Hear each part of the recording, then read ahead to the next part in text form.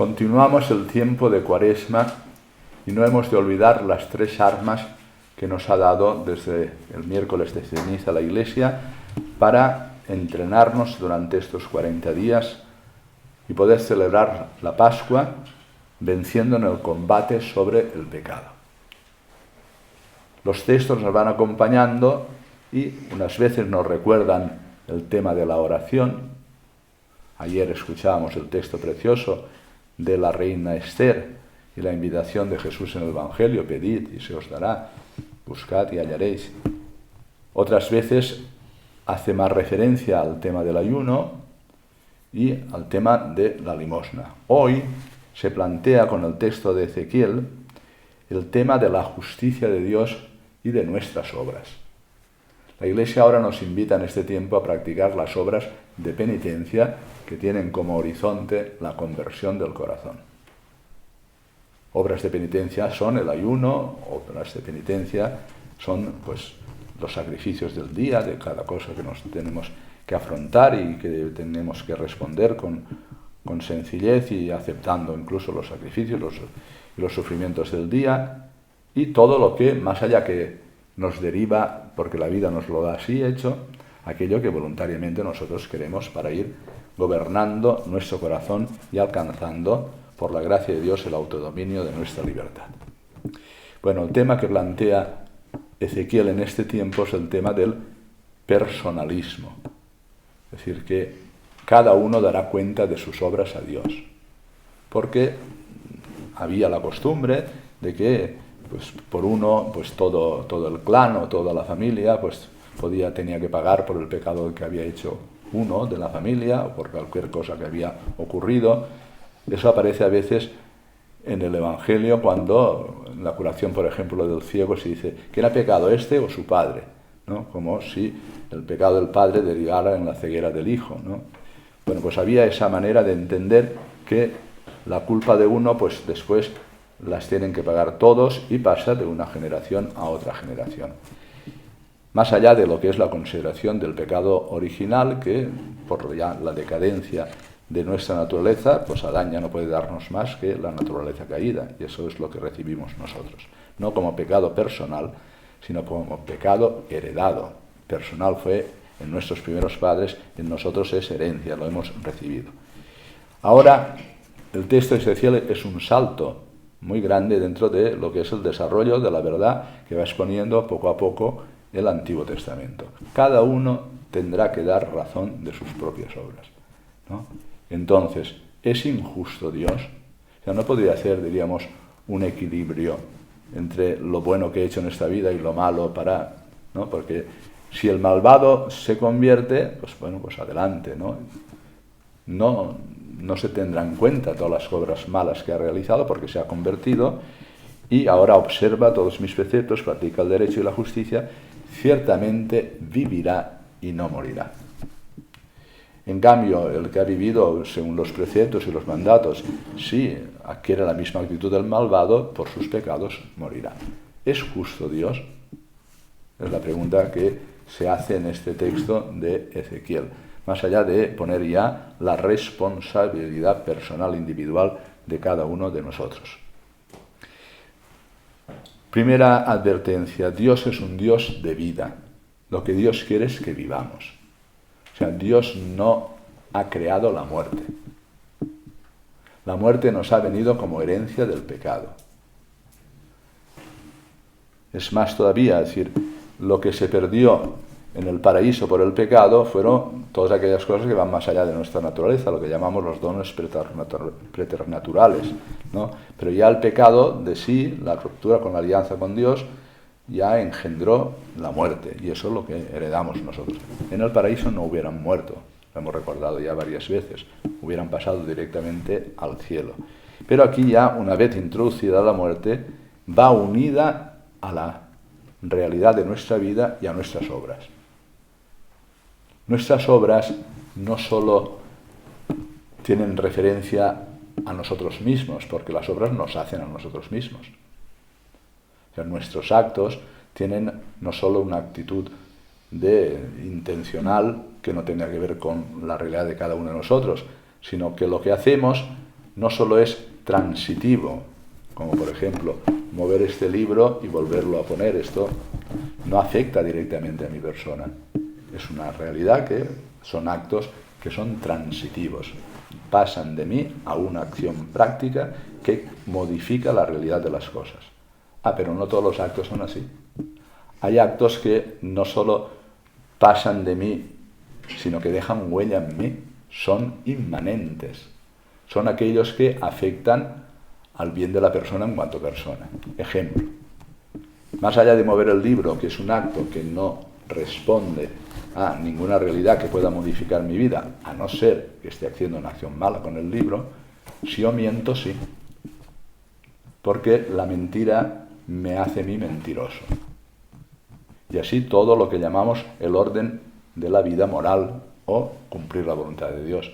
Hay acciones que no solo son transeúntes, en el sentido que pasan de mí, modifican la realidad de las cosas, pero no dejan huella en mí. Eso hay que decirlo también con matiz, porque no siempre es así. Pero hay acciones que son directamente que nos hacen a nosotros o malvados o bondadosos. Y cambian nuestra persona. Me hacen codicioso, lujurioso, mentiroso, vanidoso, orgulloso, atacado por la pereza, por todos los pecados capitales y todos los que derivan de ellos, ¿no? Pero no solo está el pecado como una acción que afecta a mi persona, sino que tiene que ver también con Dios. El malvado vivirá. ¿Es que Dios quiere que no viva? No, Dios ha puesto todas las condiciones para que el hombre viva y es la voluntad de Dios. ¿Le afecta a Dios el pecado que nosotros cometemos, más allá de que nos destruya a nosotros mismos? No es fácil de explicar, porque más allá de lo que repetimos constantemente como frase de San Bernardo del Claraval, que dice Dios es impasible. O sea, Dios como atributo, es decir, nosotros no podemos añadirle nada a Dios, ni podemos modificarle, ni podemos hacerle más bueno de lo que es, porque es la bondad en sí mismo, es el ser en sí mismo, bondad absoluta, y por tanto es impasible, pero no incompasible, dice San Bernardo. Dios puede sufrir, Dios no sufre porque es impasible, pero sí compadece, dice San Bernardo, ¿no? Entonces el Señor está mirándonos a nosotros y lo que quiere es que alcancemos la rectitud de nuestra voluntad. Por eso dice, ¿acaso quiero yo la muerte del malvado, sino que se convierta de su conducta y viva? Bueno, pues aquí está, por una parte, la justicia de Dios y su misericordia. Y ese es un binomio que nosotros nunca podemos aclarar desde aquí abajo. Eso está en lo que significa el misterio mismo de Dios. Dios es justo. Si el malvado no se convierte, no vivirá, morirá. Y si el malvado se convierte, vivirá. Justicia. Y la misericordia de Dios. ¿Acaso yo quiero la muerte del pecador? Sino lo que quiero es que se convierta. Lo he creado inteligente y libre para que pueda reconocer sus pasos, convertir su corazón, volver sobre las cosas que ha hecho mal, pedir perdón y convertirse, y entonces vivirá. Por tanto, nuestra vida es dramática. Va unida a nuestra capacidad de la libertad, que la podemos utilizar bien o mal, y eso tiene que ver con nosotros, porque nos hace de una manera determinada, y tiene que ver con Dios y su justicia. Dios es justo y a la vez sabemos que no quiere que nadie muera, sino que viva. Visto desde el Nuevo Testamento, Dios quiere que todos los hombres se salven y lleguen a la verdad, al conocimiento de la verdad. Pero aquí la realidad nuestra es dramática y esa es la propia condición de la libertad, que apela a una responsabilidad. Hemos de responder, Señor, de lo que hacemos cada día. Por tanto, este tiempo de Cuaresma, ¿qué añade a este drama? Pues que nos da la luz de lo que el Señor espera en nosotros y nos da las armas para poder luchar y nos da la gracia suya para que podamos vencer en el combate respecto del mal. Dios no es injusto, sino que Dios dará a cada uno según sus obras. Y dejamos ese binomio justicia y misericordia para la consideración del misterio de Dios, que nosotros no alcanzamos tanto para exactamente meternos totalmente en el misterio de Dios. Los salmos, como este, que es un salmo penitencial, como el Salmo 50, son estupendos para estos tiempos de Cuaresma. O sea, tenemos al menos claro que Dios no quiere que muramos, Dios no quiere nuestro mal, Dios quiere nuestro bien.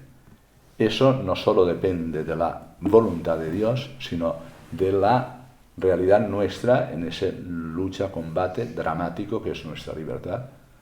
La libertad de Dios que nos ha creado, nos ha hecho libres, y nuestra libertad. Y en ese juego va todo el misterio de nuestra vida.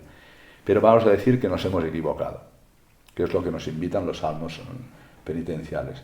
Señor, he hecho el mal, misericordia, Dios mío, por tu bondad.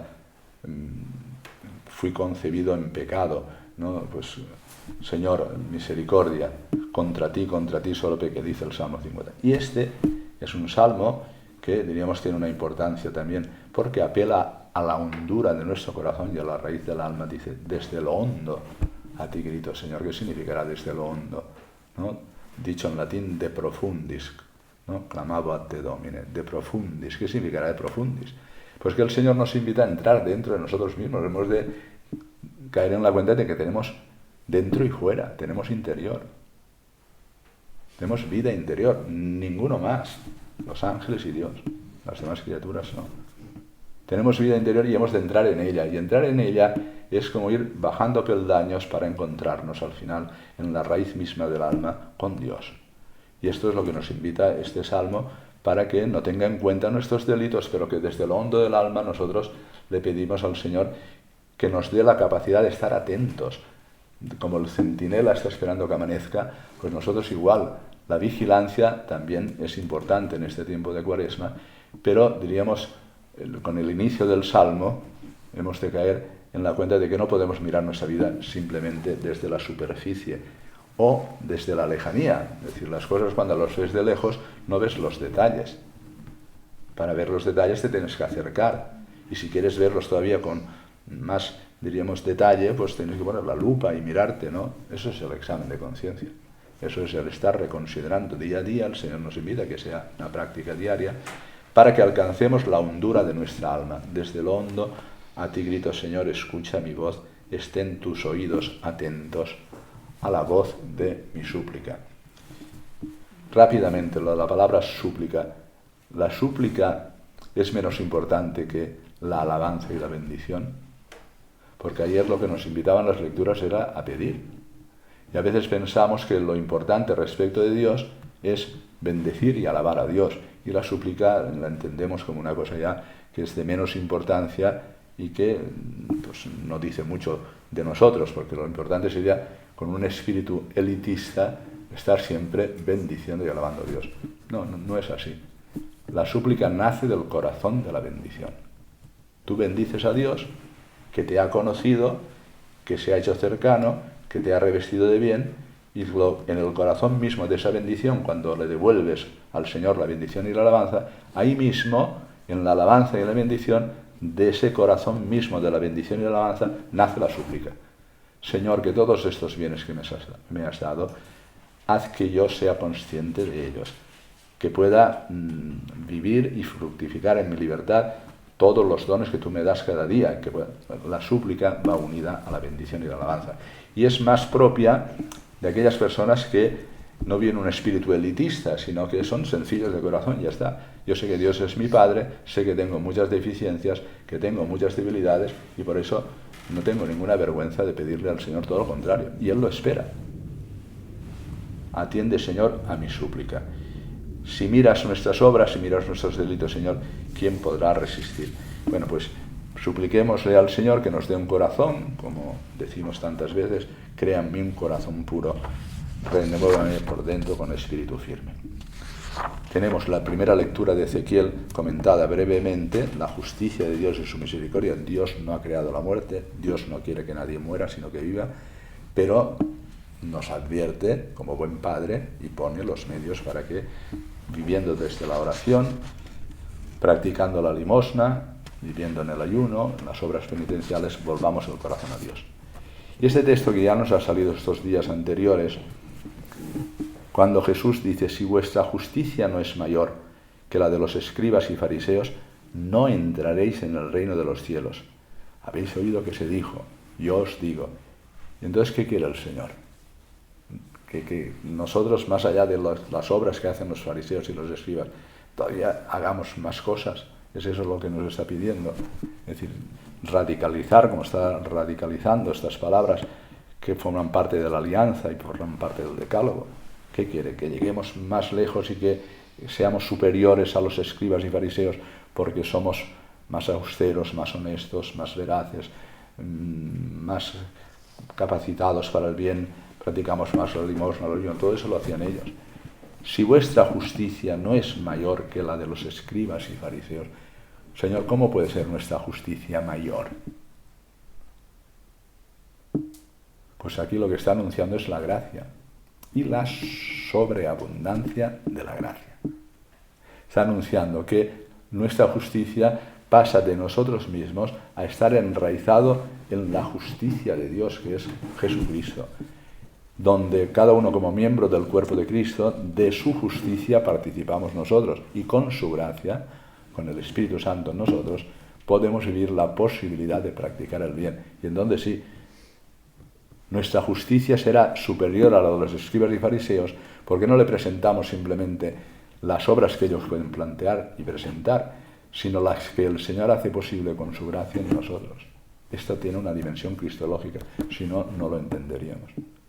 Solo presentándonos con la gracia que nos renueva interiormente, nos hace buenos, nos hace pasar de enemigos a amigos, de injustos a justos, y con su gracia podemos, lo dice el Concilio de Trento textualmente, cumplir los mandamientos y las palabras del Señor, no sin su gracia. Y por eso nuestra justicia puede ser mayor, no porque seamos más estoicos y más austeros que ellos, no, sino porque la gracia del Señor opera en nosotros esa redención y nos da la capacidad de practicar las buenas obras. Es la justicia de la gracia en nosotros, que viene con la redención de los pecados por parte de Jesucristo y con el envío del Espíritu Santo.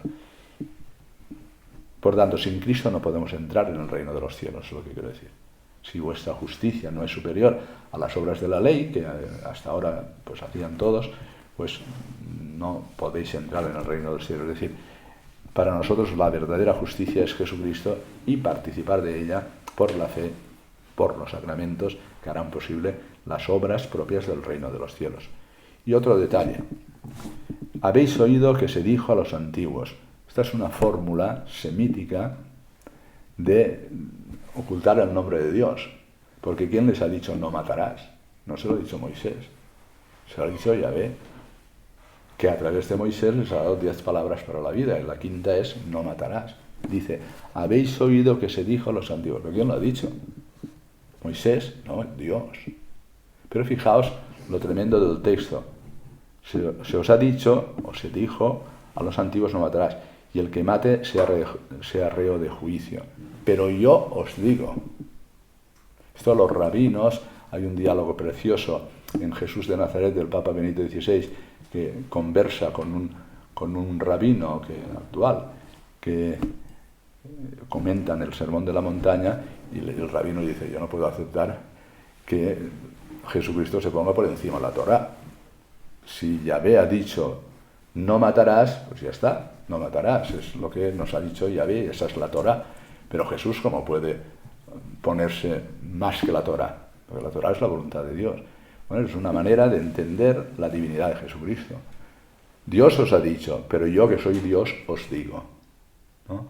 Y os digo con esta novedad que presenta, que dice, no, yo no vengo aquí a abolir la ley, sino que vengo a darle plenitud a la ley con mi gracia, para que podáis pasar no del no matarás, sino a la sensibilidad de llamarle al hermano, no imbécil, no necio y tal, hasta los mínimos detalles, que iban incluidos ya en el no matarás, pero que Jesús los radicaliza y los pone en evidencia. Es Dios quien está hablando.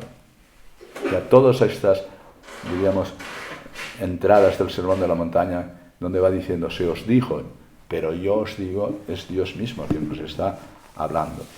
Y el tercer aspecto de este Evangelio es que no puede haber incompatibilidad entre el sacrificio de la Eucaristía, donde presentamos ahora la ofrenda de Jesucristo en su cuerpo y en su sangre, con lo que significa la práctica del amor. Es decir, si uno viene aquí y presenta su ofrenda, le vamos a presentar el pan y el vino, obra nuestra, que que presentamos al Señor para que la convierta en su cuerpo y su sangre, y no estamos reconciliados con los hermanos, es una contradicción. ¿Cómo vas a participar de la realidad de la Eucaristía si no vives la comunión con tu hermano? Porque eres miembro del cuerpo de Cristo, y el sacrificio de la Eucaristía lo que genera y lo que va gestando es la comunión. Por tanto, deja la ofrenda, vete, reconcíliate con el hermano, vuelve, pero ya reconciliado para poder participar. Es un matiz, pero es un matiz importante, para que nos acerquemos a la Eucaristía con el corazón limpio y que la presencia del cuerpo que se entrega por nosotros y la sangre que se derrama por nosotros tiene como destinatario último la caridad, es decir, la vida de Dios en nosotros, la purificación entera del corazón, que sería una contradicción comulgar estando enfrentado con tu hermano, sin vivir la comunión. Es muy importante para saber prepararnos a la comunión y saber exactamente lo que significa la Eucaristía y aquello que nos decía San Pablo, decir, no vayas a comer lo que va a ser tu propia condenación. Primero reconcíliate, luego ven a participar del que es la fuente misma de la reconciliación y de la comunión. Bueno, son muchas cosas igual las que hemos dicho, pero como las tienen grabadas, las van a ir repasando una a una. Es tremendo esto para los rabinos, que son muy amigos, Ratzinger, que ya murió, y el rabino eran muy amigos, se carteaban, ¿no? Pero decían, mira, me parece decir, pero ¿cómo está diciendo esto? Se presenta como Dios, y esto, pues claro, entendemos que el Sanedrín y los sacerdotes lo vieran un blasfemo, pero dice, ¿qué hace? ¿Cómo se presenta como Dios? Y dice, se os dijo, pero lo dijo él, ya ve, y ahora yo os digo, ¿no? Bueno, y el tema este de la justicia superior, a veces las personas piensan que esto significa que hemos de ser más radicales que los escribas y los fariseos. Lo eran mucho, pero presentaban sus obras para que el Señor les pagara el recibo. Y aquí hemos de comprender que la salvación y la redención es gracia. Y la gracia, enraizados en ella, podemos dar frutos. Y son los frutos de las buenas obras que el texto de Ezequiel decía, si el malvado se convierte, pues vivirá y no morirá.